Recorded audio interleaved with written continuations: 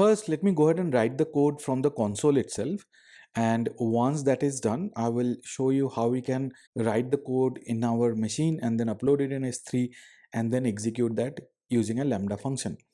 As I've already told you that once we create the function, we have these two options, code and test. So the code option will give you a very small console to write your Python program here. So if your program is very small, you can use this.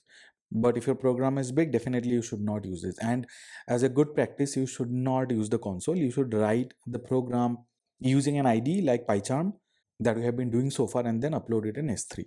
And after we write the code, then only you can test it. So let me go ahead and explore the console a little bit, right? So there are various options here. So this is the console, and here it is showing you the name of the Lambda function, which is 3IAM S3 data processing function. This is the name of the function. And then there's a Python program. The default name is lambda underscore function.py. And this is the code, and this is the Lambda handler I was talking about. By Lambda handler, I mean the entry point to the Python program. It can be lambda underscore handler, or it can be something else also. But it has to have the event variable and the context variable, because these are the two variables using which other AWS services will send data to Lambda, and Lambda will capture those data using the event variable. So this is the Lambda handler. Of course, you can change it also. Now here you can add files also. If you click here, it will add a new file, and let's name it as s3 data process.py. So this is a new Python program that we have created. We can create a folder also if you want, and then we can do a refresh and then collapse the folders, etc, etc. Okay, and then we can deploy the code. So before testing the code or before running the code, you have to deploy it. There are two options to deploy. This is the first option, and here we can use this button also. I'll show you how to deploy once I write the code. And then here we have run and debug option. Then we have search option. I can search multiple Python programs that I have written here. So there are two files or two Python programs. One is lambda underscore function.py, and the other one is s3 underscore data underscore process.py. Then you can create test events also, and we can use environment variables also. Okay, so this is the first part. And if you have to delete some of the functions, so do a right click and then click on delete permanently to delete the code. So I have deleted the lambda underscore function.py code, or that file, which was a Python file.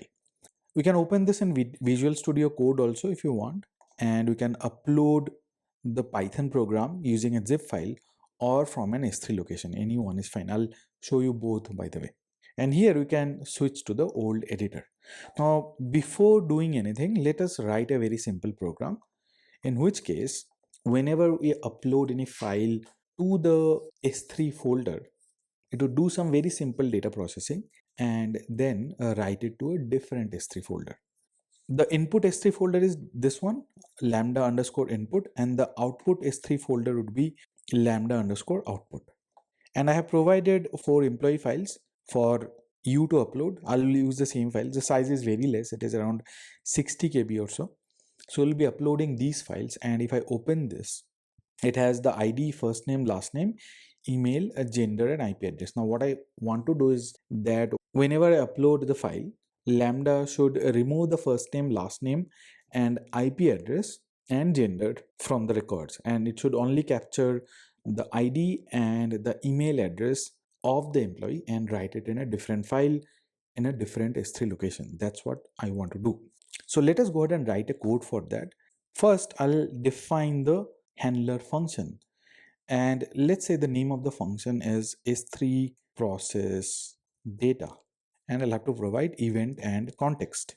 So I'll be providing the event variable and the context variable. This is the entry point. So by entry point, you know that this is where the code execution would start from.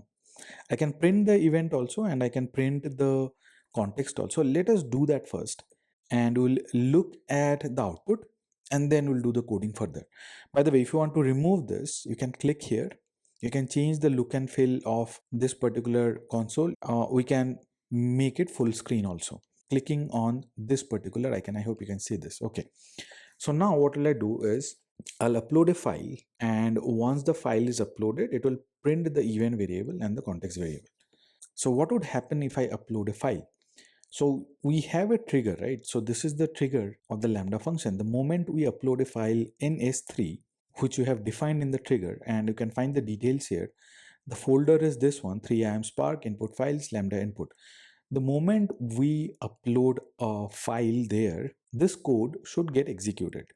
And once it gets executed, it'll print the event variable and the context variable, and we'll be able to see the event data which is sent by S3 to Lambda, and Lambda captures those data in the event variable. Now to do the testing, I'll have to deploy the program.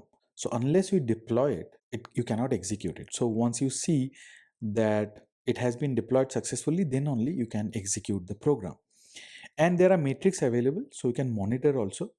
So right now we have not done any invocations. You see there is no data available because there has not been any invocation whatsoever.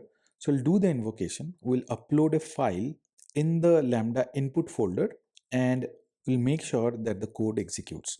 It should execute automatically, by the way. So let me upload the first file.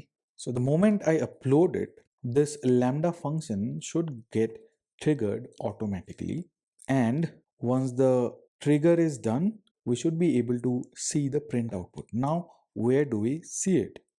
First, we'll have to make sure that the invocation has happened, and it will take some time to come here. But the print output that we have mentioned, where do we see the print output? It would go to a CloudWatch log. If the execution was successful, it would go to CloudWatch. Okay, in the monitor, the very first line, it shows that the function does not have permission to write to Amazon CloudWatch logs to view logs at the AWS Lambda basic execution role managed policy to its execution role. So we have not added this, so we'll have to add it, and then we can look at what is happening. By the way, from here, there are two things that you can do. First is the creating an alarm on this error, and the second one is we can explore what has happened. So this is the explore or the operational troubleshooting console or tab. We cannot explore it because there is no logs available. So I'll change it now, and then we'll execute the program again. And this is the role, 3IAM Lambda S3 execution role. And what will I do is that I will just make things easier for a data engineer and add the administrator access. That's it. Because as I said, we'll not be bothering about the IAM roles. So let's make it simple. So I've added the administrator access. Now, if I upload a file in the S3 bucket, the execution should get complete. Now I had uploaded lambda underscore emp underscore 1. Let us upload one more file, which is lambda emp2. And once the upload is successful, my lambda code should get executed, and we'll wait for the execution to complete. So in the monitor, we see that the execution has happened again. And now let's go to CloudWatch log. And in CloudWatch logs and in the log group, we see AWS Lambda 3IAM S3 data processing function. So this is the log group where you should be able to see all the logs of the program, including the print statement. So this is the latest log, and here we see that there is some error, which is unhandled exception. Now, what is this exception? The exception says that unable to import module lambda function.